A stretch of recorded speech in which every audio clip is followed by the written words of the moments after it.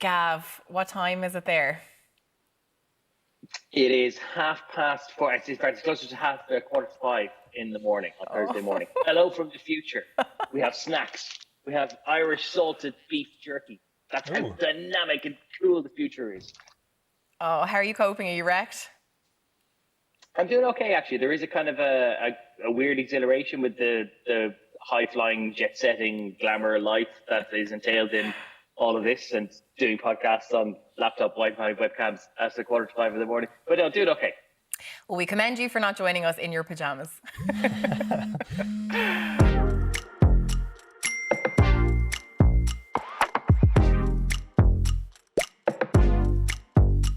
Hello, you're very welcome along to the final episode in season 1 of the Group Chat podcast. I'm news correspondent Zara King, joined in studio by my fellow news correspondent Richard Chambers. All right.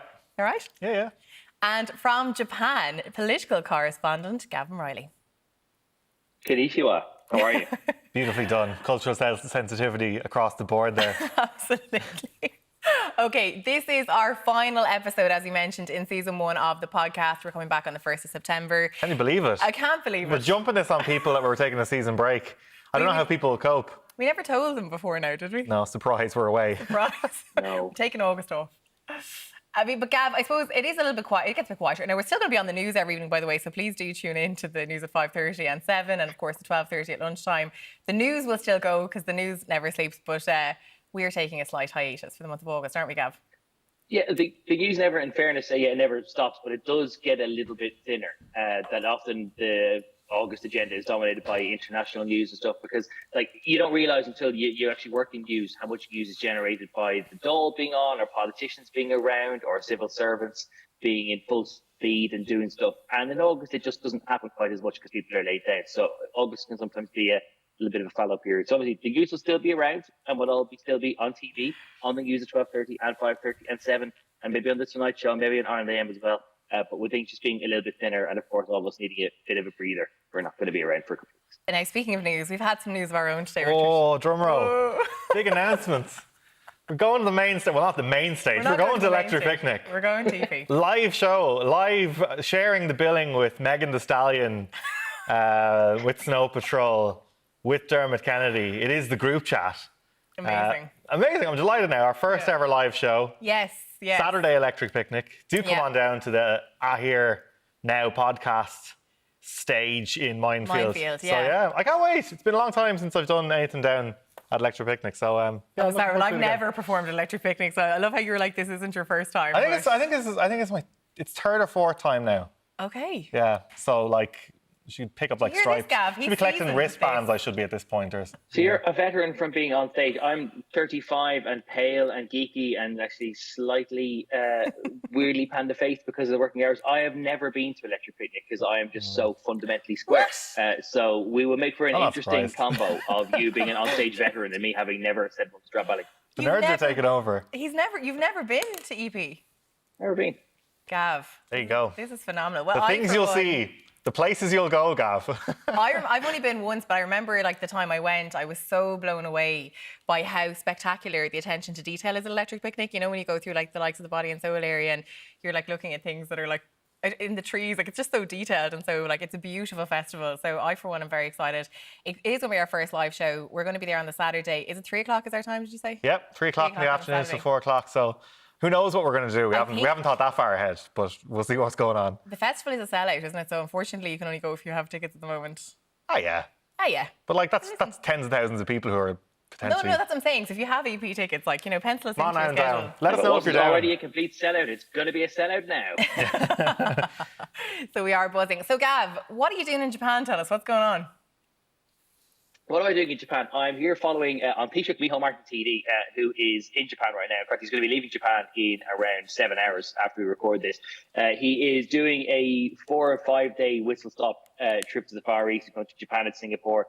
A little bit to have meetings with the prime ministers of those countries, because it's been long-standing invites, which for pretty obvious reasons for the last 2 years he hasn't been able to take up. But he's also been trying to promote Irish businesses in this part of the world, particularly now because as international travel is beginning to heat up and it's possible for business travel to take place in a way that it couldn't for a couple of years. They're just trying to really strike while the iron is hot. While there's a bit of enthusiasm about international business travel again, just to try and help open the doors for Irish communities and those companies. He's been meeting with the Irish Chambers of Commerce in Japan and Singapore. He's been meeting with local employers groups to try and make sure that they know that Ireland is a firm part of the EU, an English-speaking country, which can then offer them easy access to the rest of the European single market and have good access to Britain as well. So he's really just trying to go out there and read from the Gospel of Aaron and just make sure that Asia knows that we're there and that we're open for business and try and keep job creation going the way that it has been for the last couple of years.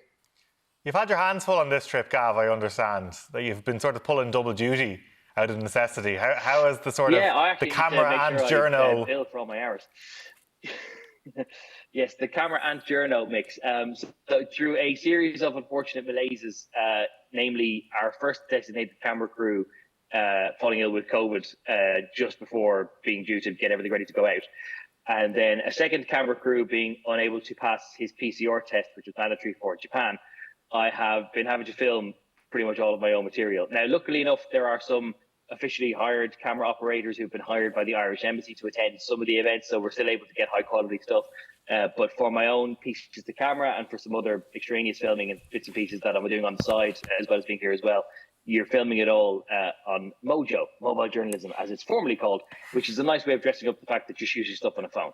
Now, it's more sophisticated than it sounds. We do have decent lighting. You've got a proper formal microphone that plugs into a phone so that you're getting it in decent sound quality, at least. It is not obviously as polished as the finished article, and it does mean that there's a lot more sweating around trying to make sure that the lighting is right and the angle is right and that all of the kit is all literally working as you intended to. But it's an interesting challenge, particularly when you're 9,000 miles from home. You don't always have the same tech support you might do otherwise. And word on the street is you've been accused of trying to blind the Taoiseach with your ring light. The word on the street is that I really shouldn't tell you that gossip in our group chat anymore. It's because at our stand-up piece of camera, our little daily press conference that we had with the Taoiseach this evening, we were standing in front of a skyscraper window which had lovely shots of the Tokyo skyline behind. But naturally, when you stand in front of a window, then there's always a danger of you being silhouetted in that. And of course, that's no good for TV news.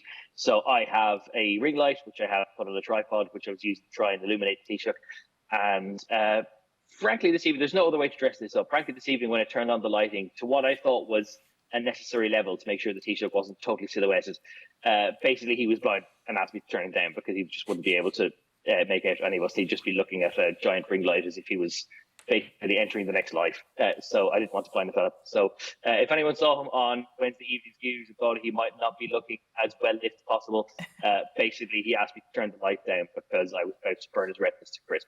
Okay, so a moment to appreciate our camera crews who do an incredible job. Definitely, Gavin's certainly missing all of you this week while he's away in Japan. Okay, I want to move on, guys, to the biggest story this week. Richard, European heatwave, climate crisis, all overlapping, hundreds dead across Europe as a result of these rising temperatures. You know, some people might say, oh, we're enjoying the sunny weather, you know, let us have it. But the reality behind this is far more serious.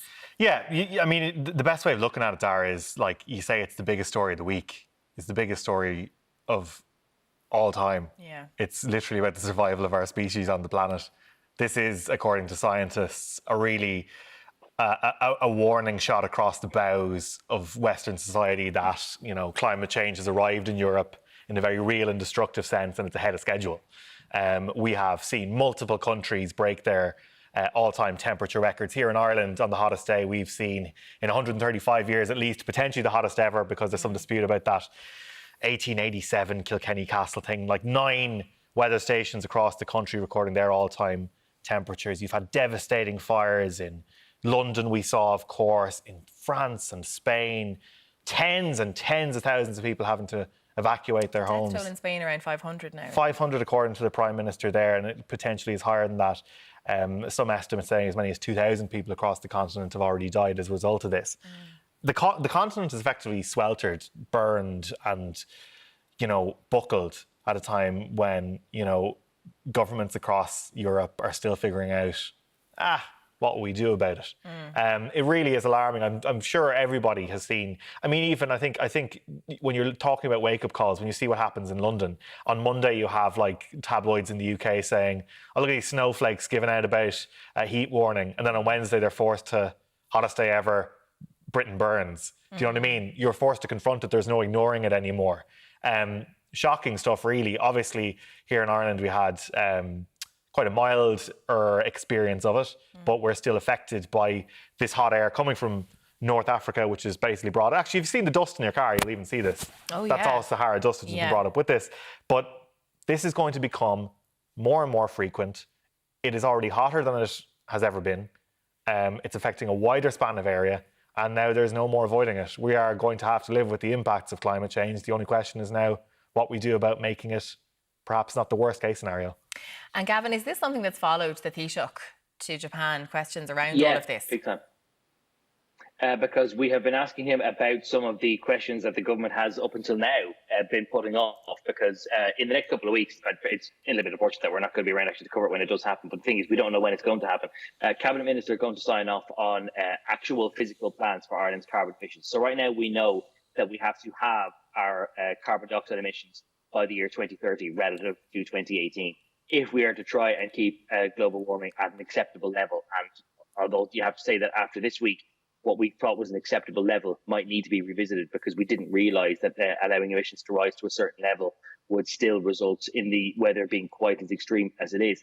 But the government has been facing some real internal dilemmas in all of this, because they can't decide precisely how much each sector of Irish society and the Irish economy has to cut back. And particularly agriculture is really becoming something, pardon the pun, of a sacred cow in this debate, because agriculture right now is looking at a situation where it's going to have to cut its emissions by somewhere between 22 and 31% of its 2018 levels.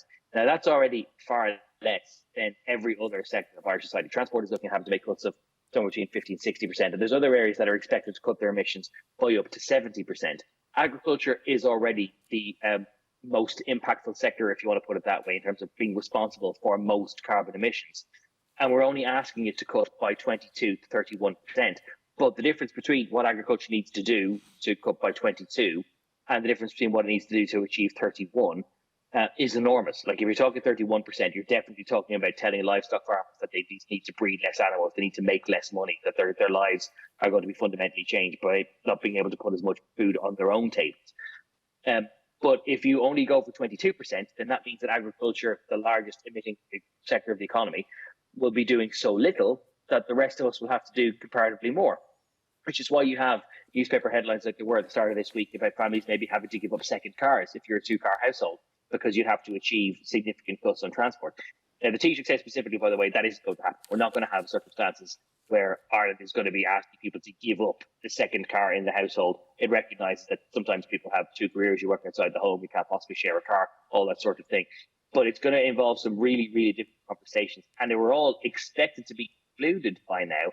And the Taoiseach was originally suggesting that all of those sectoral targets will be signed off next week. But when we asked him about all of this in light of the heat waves and in light of the other extreme elements of climate change that we've seen around the world, he was saying, well, we're going to do it in the next few weeks, which to me obviously suggests that there is still some serious internal wrangling in government about exactly how much agriculture is going to have to do, therefore how much all the rest of us have to do. And Richard, you've been working on this week. You've been speaking to some of those stakeholders, as Gavan mentioned. Yeah, well, like this is something actually I think we should all be kind of annoyed about. It's not just about the survival of our species. If we're looking about it, because people, the way that climate is often talked about when it's talked about in the media and it's talked about in politics is, well, what's it actually going to cost us? Well, it's going to cost us a hell of a lot anyway. Like it's going to cost, it's going to be a massive squeeze to get this done, especially if we're going to be in a situation where what has been happening is Fianna Fáil and Fine Gael TDs who signed up for the programme for government. They signed up to cut our greenhouse gas emissions by 51% by 2030, and now they're backsliding on it because, well, the farm lobby says, don't do that to us. And of course, a lot of their voters, the reality is, are farmers. But like, what's that? What are voters going to, like, the thing of the fact of the matter is, the more you do now, the less you have to do later, or the less extreme the jump will be. So I think it's incredibly depressing, to be honest, that we're in a situation where you have TDs who signed up. Again, they signed up to it and they voted for the climate bill when it was in the Dáil last year. And now they're like, let's undercut it. Let's undercut what needs to be done. Because it is going to cost us. It is going to cost us in our pocket. It will result, if agriculture doesn't go for the upper end of the scale, we're already talking about a cost of living crisis and energy bills. Get ready for a hell of a lot more if that doesn't happen. And I just find it so infuriating. And as a news journalist, I find it incredibly difficult to hear people who you ask about the difficulty it will be for agriculture and all that sort of stuff, and it will be difficult. And this is a problem actually. I'll come on to it in a minute. The government has done a terrible job at actually spelling out, well, what's the alternative? If we're going to ask the farmers to do more, well, what can we supplement their incomes with? Whether that's putting down solar panels on farms, or building, re-wetting lands, planting forestry, all that sort of stuff, biofuels. They're doing a terrible job at explaining and getting those plans in place. But they never explain, if you're going to save some of the pain for agriculture and pass it on to the rest of us, what other sector, what are you going to ask the rest of the sectors to do? Like, what sector should actually pick up that slack and do it? Because it's going to cost all of us. And then we're going to be in a situation now, this is by 2030, this is 8 years down the line, we have to do 51% of our greenhouse gas emissions. It's a hell of a lot. That's not a realistic target in that space. But we're not doing anything. Yeah. We're not doing anything. And this is the thing as well, is nowhere in Europe is doing it. Joe Biden is sitting in the White House now at the moment, and he's been humming and hawing about whether or not to declare a climate emergency. And he won't do it. Because he's already found, we've talked about this multiple issues when it comes to the States. Joe Biden doesn't want to pull the trigger on doing anything which is too controversial. He won't do it on this either. And it's literally the survival of our planet. And we're already seeing hundreds and hundreds of people die in Europe. And now we're left in a situation where, we're hamstrung by the fact that Fine Gael and Fianna Fáil TDs don't want to hurt their constituents. And again, we talked about it actually briefly last week, Zara. Farmers individually want to do the right thing, but we don't have enough questions asked about farm lobbies. And we don't. They're incredibly powerful. They have an incredible sway on the conversation. And over the last, say since 2013, that's 9 years ago, emissions from farms have actually gone up. And we're all aware of what climate change is. How's it gone up in that time? It's incredible. I just find it incredibly frustrating. And we're sitting in a situation where we're going to see heat waves like we've seen across this continent, replicated again and again and again. We're going to see Irish towns and villages have to pick up the cost of flooding again and again and again. We're going to be in a situation where not just us, not just our children's children are going to be living in a vastly worse world. And at some point, the planet is just going to shake off humanity like a second skin because we're done. And we just absolutely ballsed it up for eternity. So, good situation to be stuck in, I think, to be honest. Nice cheery end to the summer for the group chat. Okay, Gavin, anything left to add? I really feel. 3 points just on all of that. Just a very quick mention when you mentioned the United States, actually, it's amazing how quickly you forget these things. But that was another one of the really controversial decisions that's been made by the US Supreme Court in the last couple of weeks, where it ruled that the Environmental Protection Agency, the major American body, which had until now had the power to set climate change targets and to prescribe how it was going to be done. So even if there wasn't a huge amount of public buy-in, at least there was a state entity that could instruct you how to do it. The Supreme Court decided a couple of months ago that actually, no, it doesn't have that power, which has dramatically put questions on what the United States, one of the largest emitters, can actually do to cut its own emissions, which is a very cheery note. The other one is that there are a lot of people who might say, well, we can get used to this. Ireland's not used to having temperatures in the low 30s, but countries in the continent do, and that, they've learned to live with it. They have it as part of their summers. Those countries are still struggling with what's happening now, because where they might have been used to having temperatures in the mid 30s, they're not used to having temperatures in the low 40s. Like Japan is not having a heat wave right now. Japan is just coming to the end of its rainy season. But Japan is built to have rainy seasons. They understand that it's happening. They've built all their infrastructure to accommodate the fact that for 2 or 3 months a year, it's so hot that it actually ends up raining. There's a lot of thunderstorms.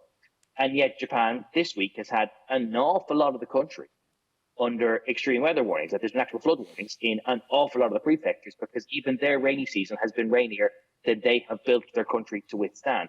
And the last point, which is perhaps the most distressing one, and Richard mentioned that, we haven't really cut our emissions very much. When we talk about 51%, it's now actually way more than 51%, because it's 51% of what we were doing in 2018. And in spite of the pandemic, in spite of the fact that most people went absolutely nowhere for 2020 and for a lot of 2021, our emissions have gone up. We've gone in the wrong direction. Now, that's a natural thing. You have a population that's growing, there's more people around, they're doing more things, and the state has not prescribed actions to help put it down. But we talk about 51%, actually it's closer to 55 or 60%, which means that we need to basically get rid of 60% of all of the carbon damaging stuff, the climate damaging stuff that we're doing right now. And we need to get it done in 8 years. We need to be starting yesterday. And as long as the government goes on with this row internally about which sectors have to carry which can, it's only deferring the action. And really the world can't wait. Yeah, so we're already on the back foot, I suppose, Richard. Just another point on this is that, you'll often hear it said that Ireland is really sustainable and we paint ourselves as this green country to the world, that we're like, we have these wonderful green fields and we're environmentally friendly. We're the second highest emissions per capita in Europe. We are in a situation where, I think it's 12 of the warmest 20 years on record in Ireland have occurred over the past 20 years. We're in a situation where, you have the lads in suits, you have interest groups, and you have lobbyists effectively saying, let's do the minimum. Let's do the minimum. We can't do the minimum anymore. We've been doing the minimum for how long as we've identified this as a problem. So we're effectively at a situation where actually on Tashka today was actually, because there was an Oireachtas committee there today where they were talking about methane. Methane is the problem from agriculture. It isn't essentially, carbon dioxide is one problem from farming, but it's from methane from effectively the digestive systems of cows is our biggest problem. So that's why when you talk about the national herd is what you hear. It's basically the amount of cows in the country and what they cause in terms of greenhouse gases. That needs to be cut down. And on Tashka had to fact check repeatedly the fact that it was put out onto the record in the Oireachtas committee that, I know we're doing the right thing here and everything's grand. Like, there's an awful lot of scurrying around and misinformation being put out there and it's not good enough anymore. At one point, actually, I just think that it's interesting to see people turn on this, because I think this last week has put it onto people's agendas who haven't even thought about climate change before. And I think it might actually spur some action for a change, even though it's far too late. Have you seen this Twitter account called Celeb Jets? No. It's basically, it keeps a track of celebrity private jets and what they do at flight paths. You'll have people like Kylie Jenner flying for 4 minutes on a private jet. I did see she posted quite an obnoxious picture the other day of her private jet and her boyfriend's private jet, and she said, will we take his or mine? And I thought that's probably not great. So it basically tracks it. So people like Kylie Jenner and Oprah Winfrey and Jay-Z and Steven Spielberg going on like 5-minute short spins where it'd be quicker to drive. And it actually measures the carbon output of that. So like say it's for like 4 tons for a 10-minute flight. So like the average output of carbon per head of capital in Ireland is 8 tons per year. So if you were 20 minutes on a private jet with Kylie Jenner, you're doing more than the average Irish person would in an entire year in those 20 minutes. It's incredibly grim. I think people are going to start turning on it. It's going to be interesting to watch that. Okay, the Education Minister has announced changes to the sex education curriculum. Well, the proposal is out there. So this was published earlier this week. It's going to be up for consultation for the next 3 months. So anyone who wants to contribute to it and add their thoughts to it has 3 months to do it on the NCCA website.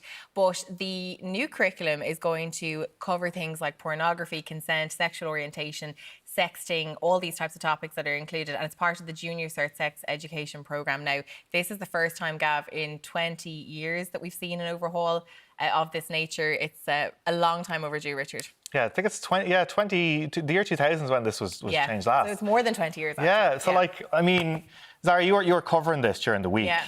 So you mentioned some of the key talking points there, and obviously there was headlines on Monday morning about porn on the curriculum and it sort of threw the cat amongst the pigeons. But maybe it did, and it ended up doing it in a good way because it got people talking about it. Yeah. So from what you were figuring out on this, what's been the general response from teachers and from students about how welcome this is? Because we've been hearing for so long about how important it is that we start to talk about consent and start to talk about pornography. Yeah. So what's the reaction been? Do you know, I actually think the reaction from a lot of groups that I spoke to has been very positive, actually. I haven't encountered anyone, actually. I struggled the other day to find a counterbalance on it.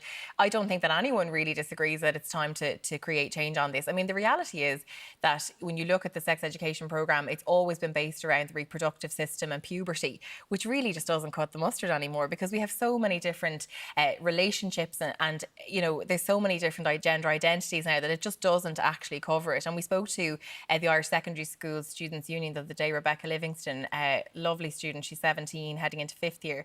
And she said to me, Zara, like my sex education ended after 2nd year. Like really, we didn't cover anything. There was nothing about same-sex relationships. It was just completely kind of focused around the reproductive system, bit of puberty, and that was it. And she's going into 5th year now, and she said that the RSE class admittedly had been kind of replaced with, I think it might have been like a maths or Irish class to play catch up after kind of time missed during the lockdowns. But ultimately, you know, they're crying out, like students are crying out for this education. I think at the moment, the way the system is running, the reality is we're not sending young people out into the world fully equipped with the information they need to actually, you know, have healthy sexual relationships. And I think that the point has been made by loads of people over time, like really good communicators on this, whether they be, you know, Dr. Caroline West or Richie Sadlier and that. Richie Sadlier's book, by the way, is really excellent if you're trying to speak to your own teenagers about this. But the fact is that you need to do it at an earlier age, because I remember, and I'm sure you're the same, when you hear from teachers, like they're seeing it in primary school, schoolyards, you know, kids with phones looking at stuff, whether that's pornography or other sort of sensitive images, that this is becoming a problem earlier and earlier. So you need to sort of address it at an earlier phase, because, you know, if you think that this is a problem in late teenage years, that's kind of not where it is anymore. Well, that was the thing that was kind of pointed to, Richard, is the fact that children are stumbling across this material online. They're coming across porn online, and it's very confusing for them. They don't know how to deal with it, and they're in a situation then where they're not actually able to ask questions, or there's no place for them to go with all of this. We did ask people to send us in their responses in relation to their own sex education. I want to read you a few, and then we're going to take a listen to some that were sent in as well. You know, one person says here, we were told that sex should only take place in a long-term relationship or you'd be called easy. Another said, in transition year, we were shown a graphic video of a woman giving birth to scare us into celibacy. Another says, the local priest came in and gave us sex education. The others said, we were told you have to be married to have sex. And also had to be married when you got, like, a lot of sort of, I suppose, a lot of Catholic teachings really in what we've seen over the last 20 years. Yeah, and like I remember, I was trying to remember when we were sort of doing the research for this podcast what sex ed was like in my school. I remember something very vague in primary school. And I'm sure it came up somewhere in SPHE. I think the best thing, I actually came across a book when I was young enough about, and it was really sort of forward thinking and very sort of understanding in terms of sex education. Out of your own curiosity, it was. I think it was. I think my mum actually bought it for me. I think, yeah. But like, I mean, but the fact that you have to go outside of school to actually learn about, you know, things like condoms and, you know, how different sex organs work. Yeah. The ludicrous indictment of how things are. But I'm interested to hear, literally hear though, what people were sending into you in terms of what their own experience was.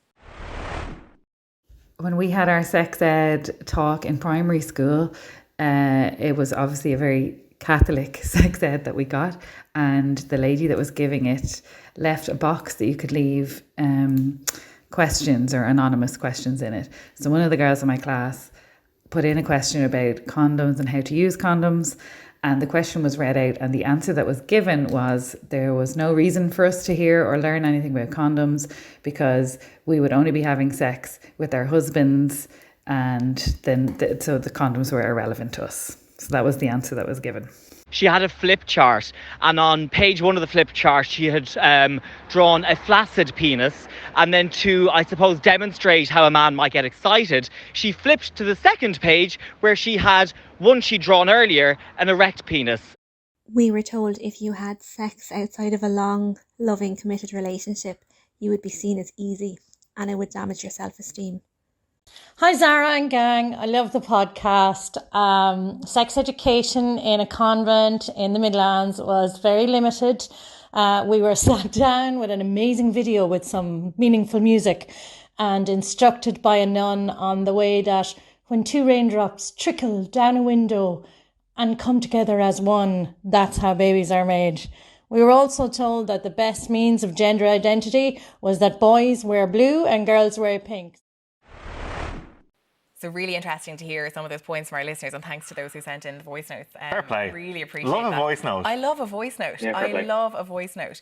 Gavin, I suppose another thing that came up, and Richard just touched on it there, is the idea of sex education, obviously, you know, in the household, and that, you know, there's a certain onus on families to speak to their young people about this. But not everyone is going to do that. And therefore, there has to be a base level that everyone gets an even footing to start out on, that you can be guaranteed that, like, by the time you graduate or you go through the junior cert, you graduate your secondary school, that at least you're equipped with some level of information. I mean, Richard touched on his own. I went to a Catholic girls' school.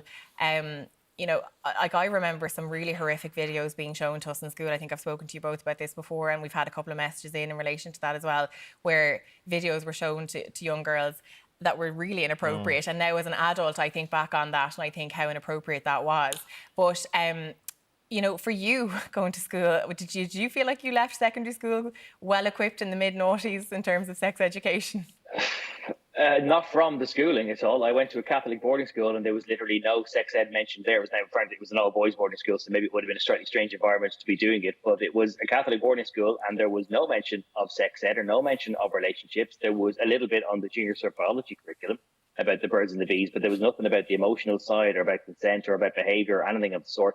And I went through primary school without having any formal mention of it either. I don't know why, because it certainly happens every other year. I remember being in 5th class, watching the 6th class guys go into a room next door where somebody showed them a video and gave them a talk to about how the world works. And some of them came back looking fairly pale, but that chat never happened in my year. So I went through 14 years of education without ever having any kind of sex or relationships chat. I don't quite know exactly how that's surmised, but it's possible. And that's a point that's worth making. It's possible to go through 14 years and not have any of those chats at all. And that's mad. And of course, yes, the onus ought to be on parents to make sure that their kids are equipped to deal with the social side of the 21st century, as well as just knowing the basic facts about the birds and the bees. But the truth is that in a lot of households, that doesn't happen. And I think particularly nowadays, when so much of kids' exposure to sexual material happens in a way that their parents probably don't even understand is happening and can't comprehend, about the easy availability of the world's largest ever collection of pornography to any kid with a smartphone who knows where to go looking. It is a natural thing. And the most important thing is that kids these days grow up, if they're going to be exposed to pornography, which they are, that they understand that it's not really a depiction of what relationships are actually like, that it bears as much resemblance to a normal, healthy relationship as WWE does to conflict resolution. People don't resolve conflicts in that way, and people don't express themselves or don't have sexual relations in the way that is depicted. And I worry, to be honest, that a lot of kids don't understand that difference, that they see a lot of stuff acted out in pornography. They think that that's just par for the course. That's what sexual interaction is like. And then that's how they bring their behaviors to the real world. And anything that steps in that acknowledges that porn does exist, that it isn't your good representation, it can only be a good thing, I think.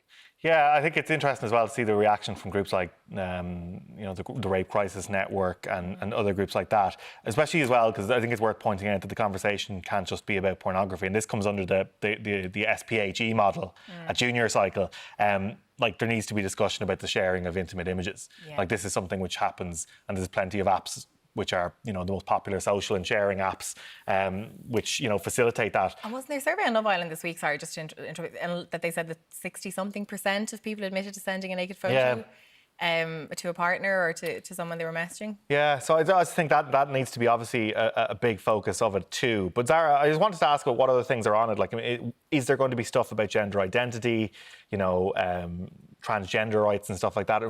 What sort of other issues are sort of covered on this? Yeah, it's saying here that there's going to be a lot of detail in relation to sort of gender identity, the various different types of relationships, and a more open discussion around that. So I think, there's certainly a move towards, recognising that sex is not just about reproduction now, that there's, healthy sexual relationships are a very normal part of everyday life. So absolutely that is something that will be covered, and it's long overdue, Richard, given the discussion that's been happening, particularly in recent weeks in relation to trans rights. Yeah, I think it's very interesting to see how this goes, but it's interesting because I was hearing some teachers talk about it as well, is that, for SPHE over the years, there's actually traditionally been a situation where in some schools, teachers don't get any specific training when they're going into it, which just shows that there has been a complete undervaluing of this. And this is something which clearly has gone awry, where we have a situation now where people and kids are crying out for good information to how to handle things. Because if you think about how much has changed over since the year 2000 when this was changed, it's going to keep on changing as well. So there needs to be a reactivity if you're designing curriculums for things like this,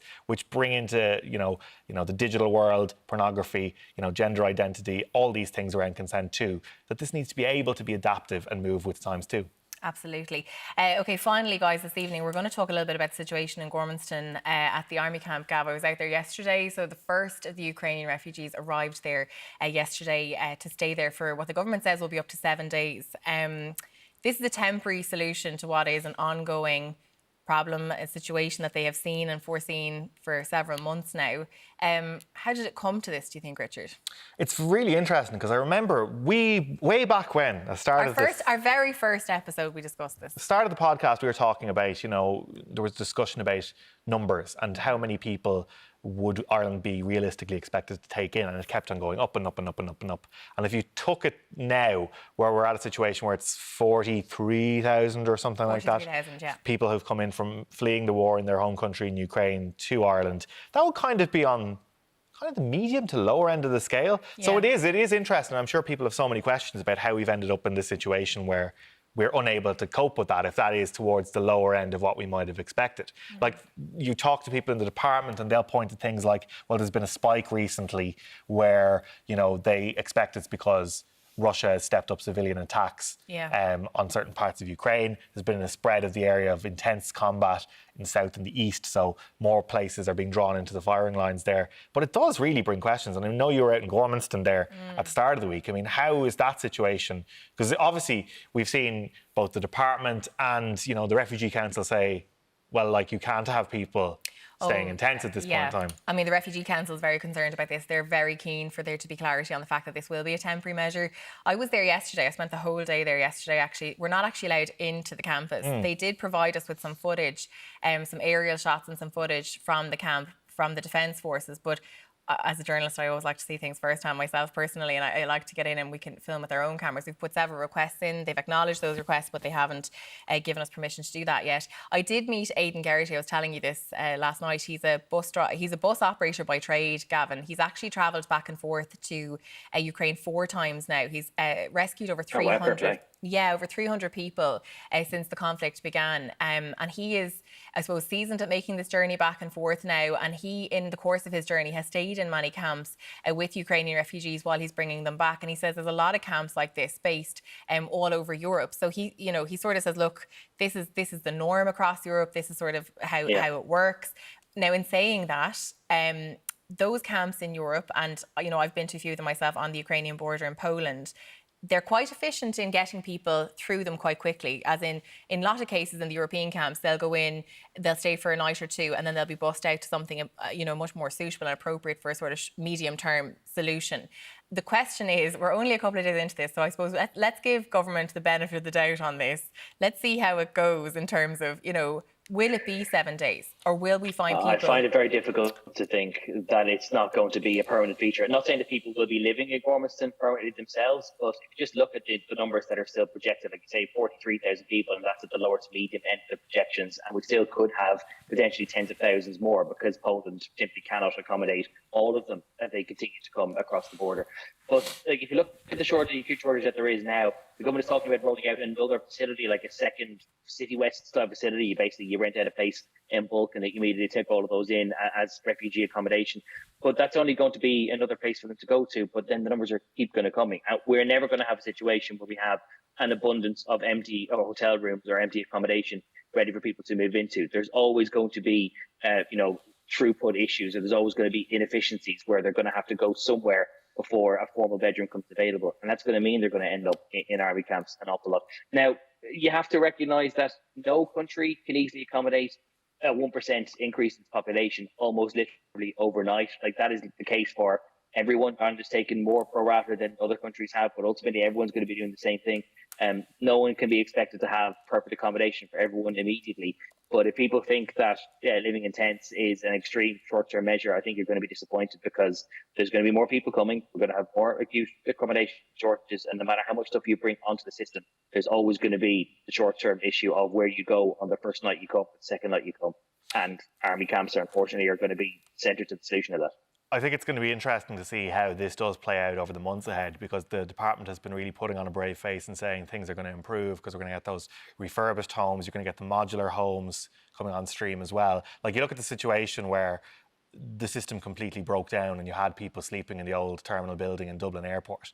You had women who I were talking to basically sleeping on the floor, on bare floor with their young kids, because that's exactly who it always is. It's always women and very, very young kids. Sweating because it was swelteringly warm. This is an old terminal building which isn't built for accommodation.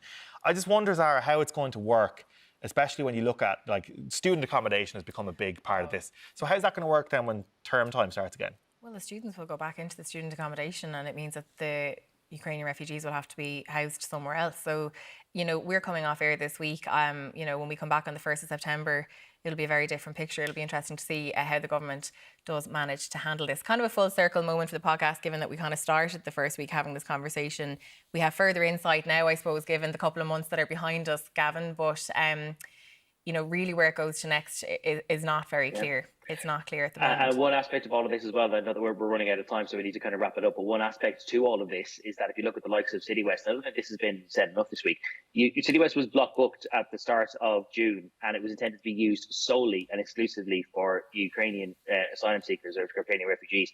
And almost 3/4 of the accommodation there is not being used by people from Ukraine, because with other changes going on elsewhere in the world, particularly the UK deciding now that everyone goes to Rwanda instead, we have an awful lot more people who aren't coming from Ukraine specifically coming to Ireland looking for international protection here as well. And that's another issue. And if you have somewhere like Ukraine or somewhere like City West, which is almost now effectively become a brand new direct provision centre because of the number of people that are there, how you're going to dismantle some of that by 2024, like the government's target is a whole other question. And much like we're talking about the hard decisions being put off on climate change, we don't know exactly how the state's going to dismantle something like direct provision, when in fact the burden that system is carrying is becoming greater by the day. Absolutely. Well, that's it. End of season 1. Quick thanks, I suppose, to everybody for listening. I want to thank in particular Conan and Killian, the podfathers, as they should be known, who have got us through this and put up with all of our wittering over the last number of months. So people don't, we should mention Conan and Killian every week, actually, because they are so amazing. And particularly Conan and his boomerang skills. The boys have been amazing, and they work late into the night to make sure the podcast is out on time in the mornings. Thank you to the team in the gallery and in the studio here who, work so hard every week, guys. We really appreciate it. To Mick and Joe, the executives behind all of this, I suppose. The scene. I know Mick loves listening to the podcast, so we'll give him a shout out. Just a reminder to subscribe. You might leave a review now that we're at the end of the season. You can leave a little review on Apple. You can't write a review on Spotify, actually. But if you want to leave a review, don't forget to tune into Virgin Media News every day, 12:35, 30. Religiously. We are going to be there. We're still doing the day job. Yeah, we're still doing we are very much still doing the day job. The podcast, the group chat, will be back on the 1st of September. And then we will see you, if you have a ticket, at Electric Picnic on September 3rd. Bucket hats on, wellies ready. Let's go. Glow sticks, everyone.